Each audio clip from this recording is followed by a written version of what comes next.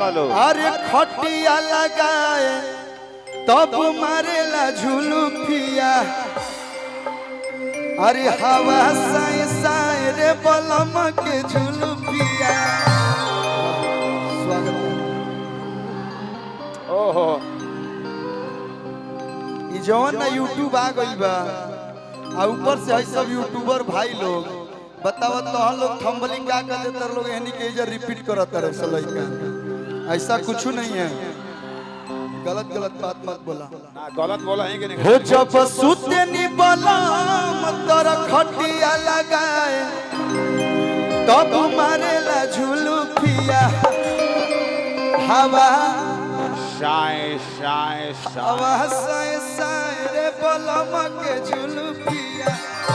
Hello अच्छा आ जाइए आइए बोल सकते हैं ना आप। दो जने आ जा लोग वो गाना कि आप लोग काफी प्यार देते हैं लोग। हरी गुंडा पे कौन ते फौकता रे कौन जिला मालूम बनू भोजपुर जिला वैसे तो जिला भोजपुर लेकिन लोग कहेला आरा जिला। आरा के यहाँ भराई चैलेंज तो के देता ना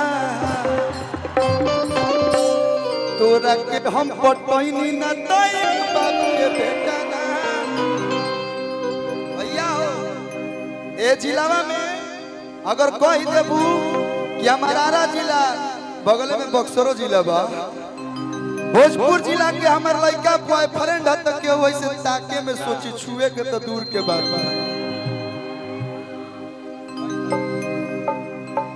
गाना के भाव बा लड़का कहता कि गुंडा पे कौन ते फौकता रे आ गरम मिजाज में ते लौकता रे। आई लइकन में का तारा कमी लगता बहुत कमी बा देखो तो राजद के गमछी बांध के यारवा हमर कितना सुंदर लगता। लड़का में कमाने के लड़कियों में कमाने के बोले ना बोल हमारा में हर कौन चूक लागेला तो लड़किया कह दिया हां कह दिया हर साउथ के हीरो वाला लुक रखेला साउथ के हीरो वाला लुक रखेला यार हमर तार में बंदूक रखेला साउथ के हीरो वाला लुक रखेला यार हमर तार में बंदूक साउथ के हीरो वाला लुक रखेला यार हमर तार में बंदूक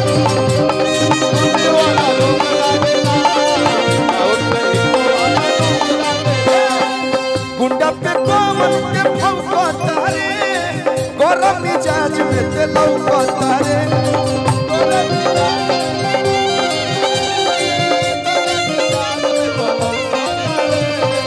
बोले ना बोल हमारा में कौन चुप लागेला।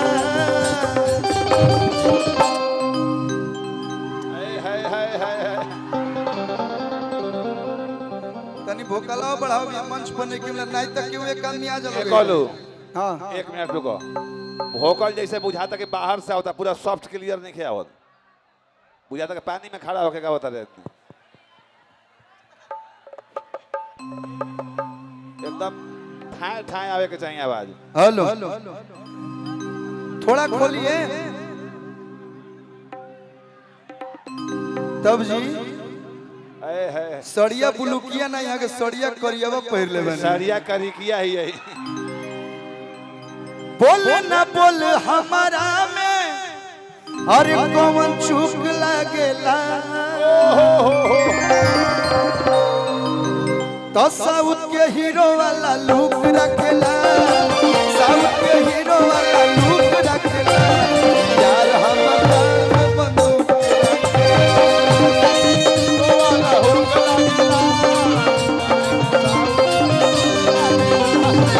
साउथ के हीरो वाला लुक रखेला यार हमार में बंदूक रखेला।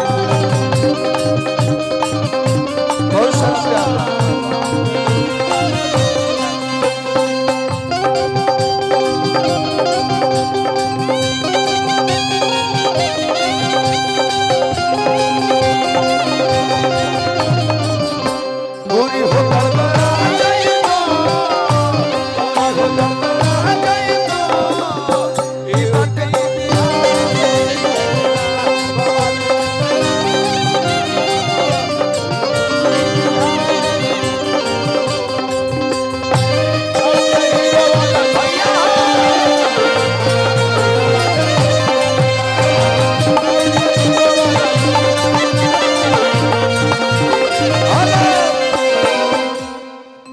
पहले आरा जिला, भोजपुर जिला, बक्सर जिला ना, पहले शाहबाद जिला कहा थे का भैया? ये हो गई साहबाद क्षेत्र के साहबाद। आरा, बक्सर, सासाराम कहियो चल जाओ, खास करके तू बलियों में चल जाइयो।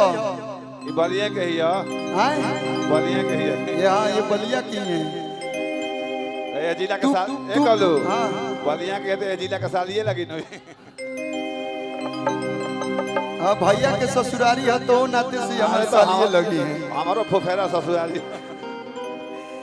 कौनो जिला में चल जा, बस बोल दिया आरा जिला छोड़ दो। कह दो अगियाव से आइल बनी, अरुण चाचा के नाम ले लिया, दीपू भैया के नाम ले लिया, केहू तारा के। और सब रोड खाली मिली। चार जिला में बोले तूती, अके पर मजाल बज छूदी।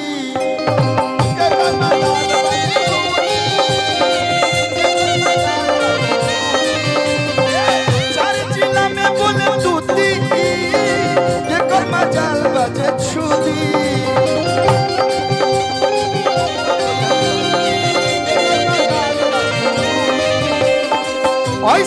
ऐसन गुंडा के,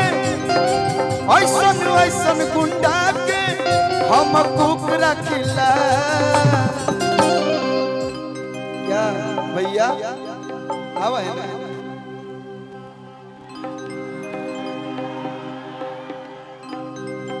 कतनो के हीरो हो जाए, दीपू भैया लगा के वो थोड़े ना हो जाए। सही बात। अरे साउथ के हीरो वाला लुक रखेला। साउथ में ज्यादा रहता। अरे आरा योगियाओं वाला लुक रखेला, आरा योगियाओं वाला लुक रखेला। यार हमर तान में बंदूक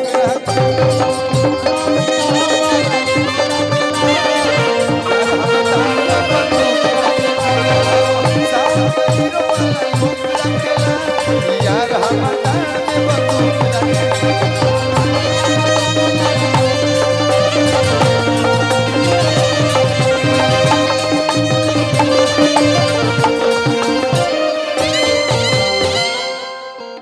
धान